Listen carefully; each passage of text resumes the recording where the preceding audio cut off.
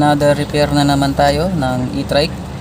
Mag-i-install ako itong motor controller. 500 watts. 500 watts lang.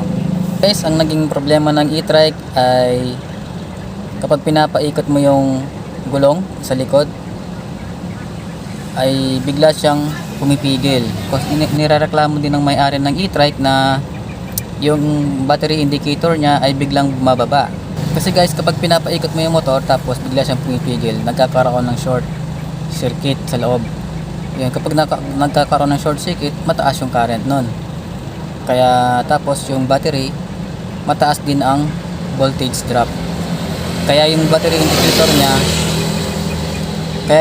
indicator niya ay mababa masyado. So ayan guys, okay na yung e-trike, na-install ko na yung controller niya. Yung testingin natin. Yan, magaan na yung ikot ng gulong niya, hindi na rin siya pumipigil. Tapos yung battery indicator niya, hindi na rin masyadong bumababa. Ayan, bali okay na yung controller.